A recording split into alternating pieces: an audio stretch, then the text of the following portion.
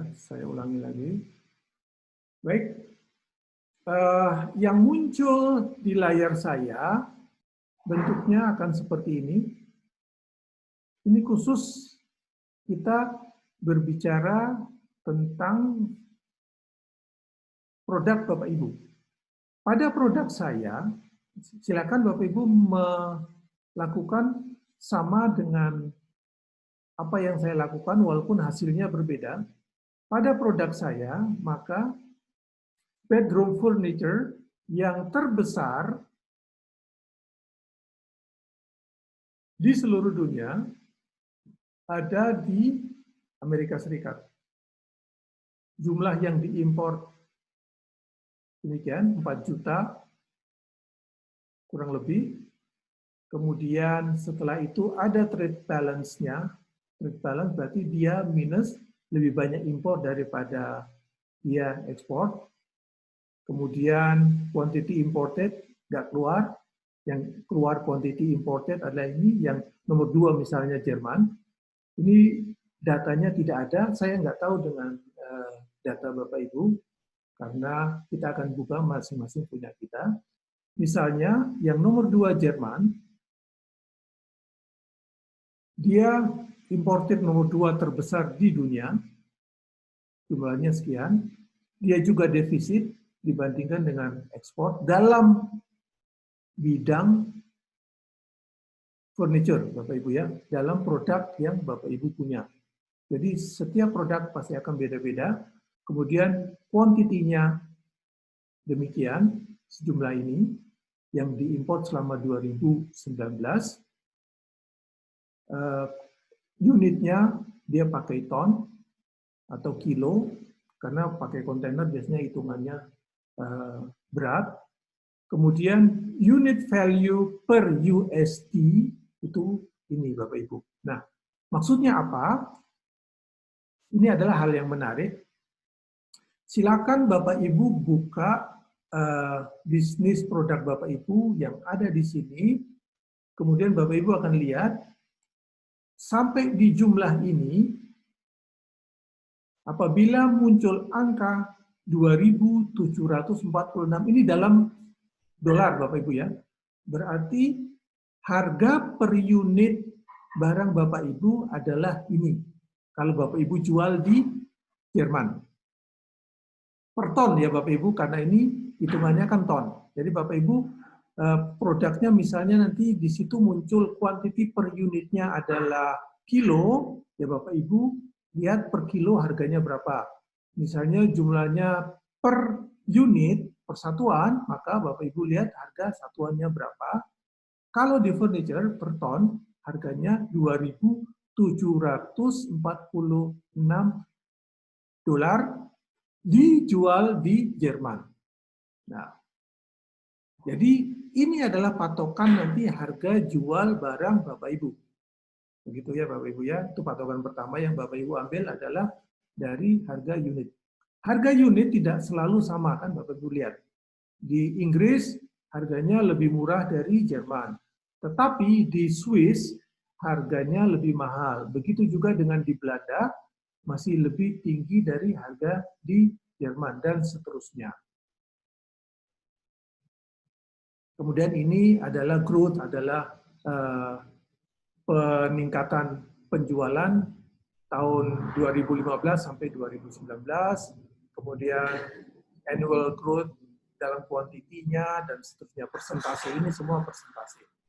Nah, yang menarik lagi adalah yang paling kanan, Bapak Ibu. Kalau dilihat, paling kanan ada estimation of untapped potential trade USD 1000. Jadi, Bapak Ibu lihat, di sini ada estimasi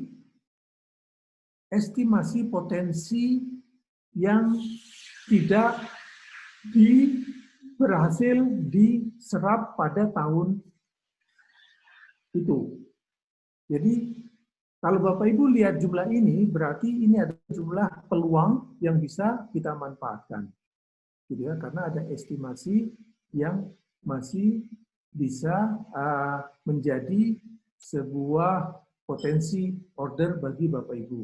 Jadi Bapak Ibu lihat yang pertama adalah harga di sini, kemudian estimasi peluang untuk tahun berjalan di sini, kemudian satu lagi yang penting adalah average tarif.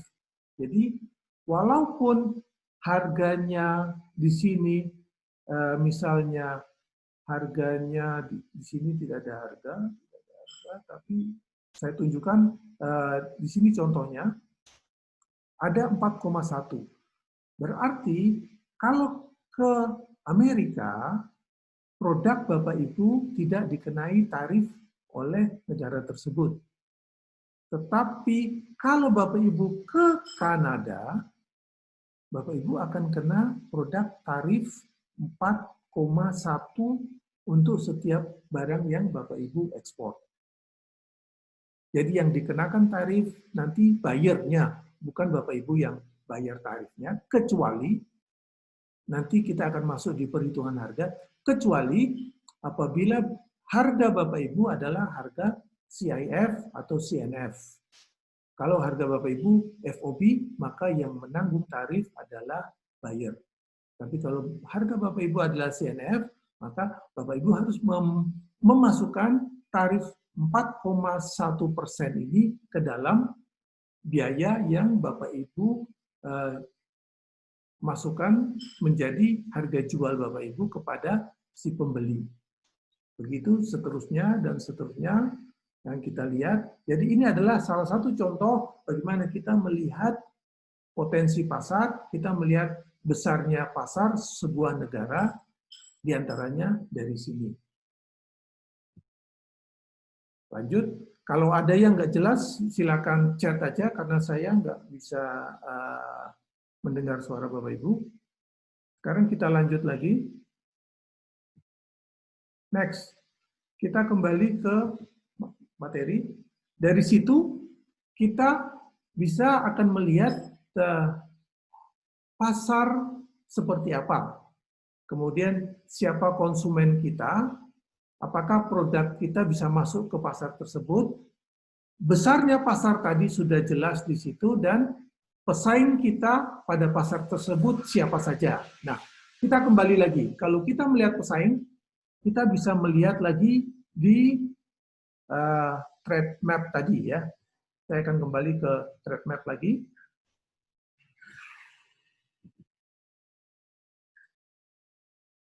Sekarang untuk trade map, maka kita harus menentukan pasarnya. Misalnya, sama-sama kita akan tentukan lagi Amerika.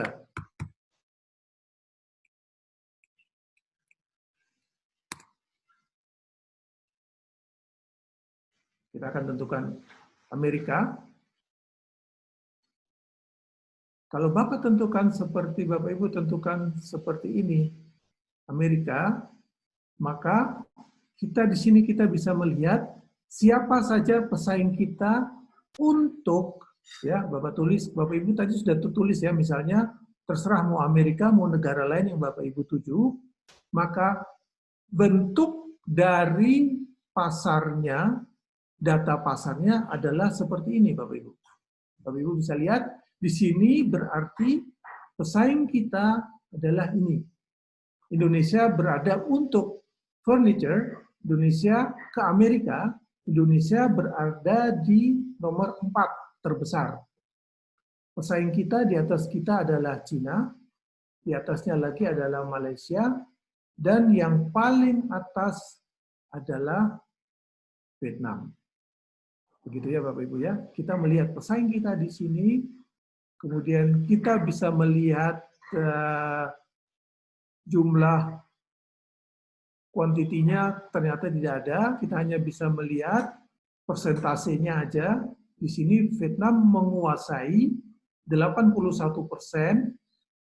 produk ke Amerika untuk furniture, Malaysia 61%, Cina 17%, dan Indonesia cuma 73.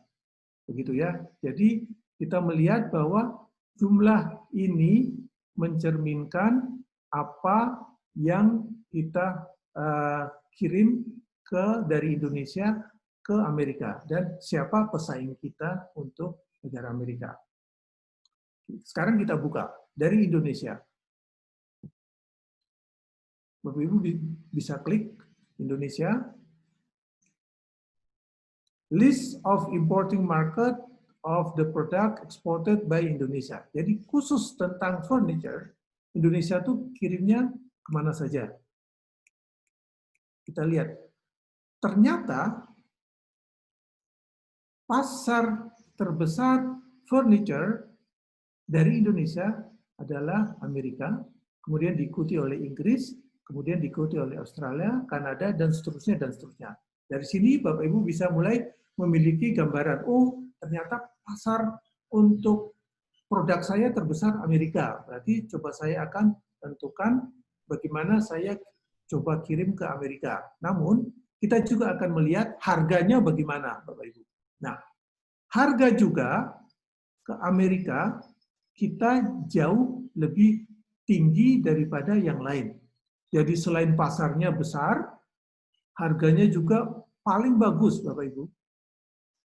Di sini harganya 4,441 dibandingkan dengan urutan kedua Inggris cuma 3,320 dolar. Begitu ya. Ada Jepang, misalnya Jepang, dia merupakan importir nomor 5 terbesar dari Indonesia. Sayangnya harganya murah, Bapak Ibu. Jadi tolong dipikirkan kalau Bapak Ibu mau kirim furniture, misalnya Bapak Ibu di furniture, dipikirkan lagi kirim ke Jepang walaupun dia 5 besar, namun hati-hati di harganya termasuk yang paling murah dibandingkan dengan Korea yang lebih tinggi ataupun di atasnya Cina, Taiwan atau Taipei, begitu ya Bapak Ibu. Nah, kita lihat kemudian satu lagi elemen penting terakhir, apakah dari Indonesia ada tarif untuk masuk ke Amerika? Ternyata tidak ada. Kita lihat tarif masuk ke Amerika 0, tarif ke Inggris juga 0, yang ada adalah nomor 4. Berarti nomor 4, kita lihat nomor 4 adalah ke Kanada. Nah, ke Kanada tarif furniture dari Indonesia cukup tinggi, 9,5%. Jadi itu adalah hal-hal yang perlu Bapak Ibu pelajari saat melakukan riset pasar untuk mencari tahu siapa pesaing kita dan apa saja produk yang potensial dari kita untuk negara tersebut. Baik, saya lanjut lagi. Setelah kita mengetahui siapa pesaing kita, maka next kita akan mulai dengan berikutnya, kita akan bicara dengan bagaimana Bapak Ibu akan menentukan teknik melakukan riset ini. Pertama, Bapak Ibu tentukan negara mana saja yang akan Bapak Ibu tuju. Tadi Bapak Ibu sudah lihat, oh negara ada Amerika, ada Inggris untuk furniture misalnya ya, ada Amerika, ada Inggris, kemudian ada Jepang, ada mana lagi, Bapak Ibu sudah punya gambaran. Berarti saya akan menentukan sebuah negara tertentu.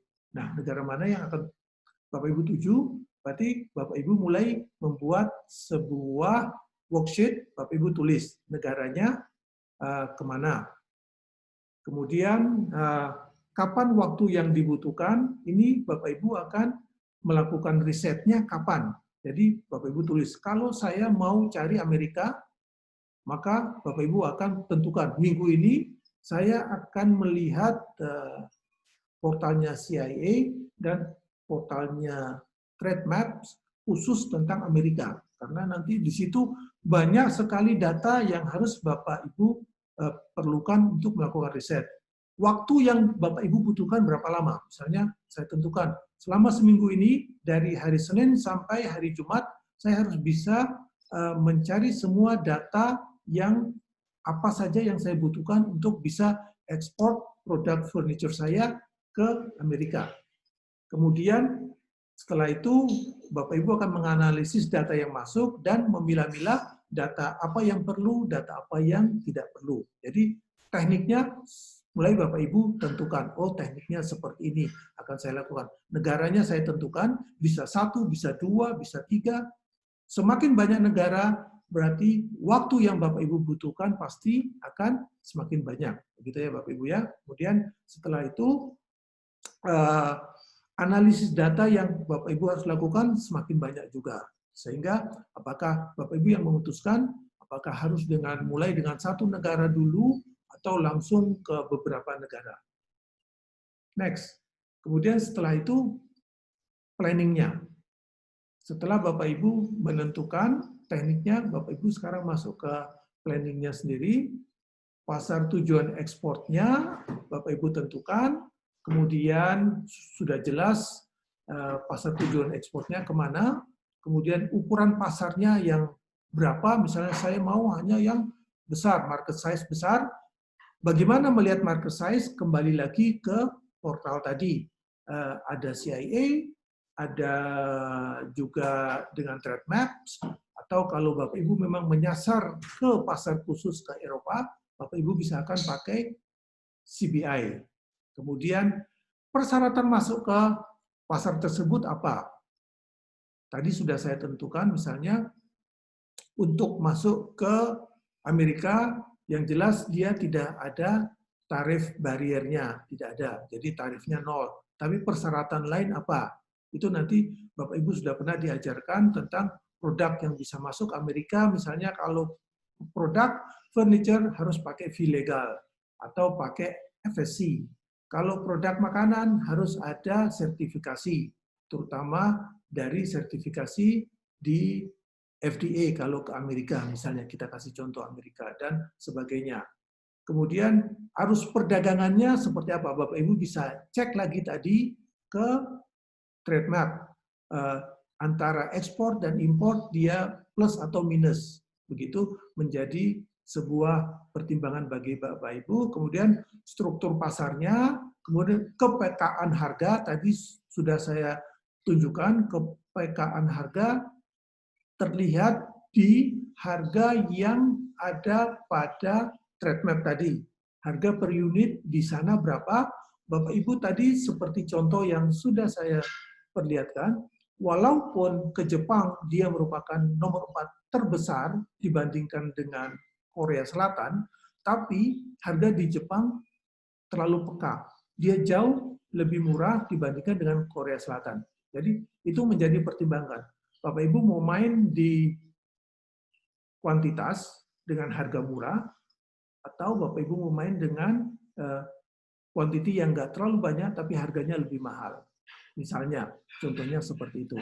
Tergantung Bapak Ibu melihat produk Bapak Ibu nanti di situ bagaimana bentuk harganya dibandingkan dengan besarnya pasar. Dan segmentasi pasar, pria, wanita, dan lain-lainnya, termasuk juga Bapak Ibu harus melihat pesaing. Pesaing saya dari negara mana saja, tadi sudah saya tunjukkan, misalnya untuk pasar furniture ke Amerika, kita nomor 5. Pesaing kita ada Vietnam, ada Malaysia, ada juga Cina. Jadi itu menjadi pertimbangan kita untuk kita melihat bagaimana tren pesaing, bagaimana cara mereka masuk ke Amerika dan sebagainya. Dan yang terakhir adalah pembeli atau buyers. Nah, pembeli atau buyers akan saya singgung pada kesempatan berikutnya, namun saya akan menunjukkan sedikit di sini bahwa di trade map pun sebenarnya dia sudah memperlihatkan siapa pembeli atau buyers kita di kolom ini, Bapak Ibu.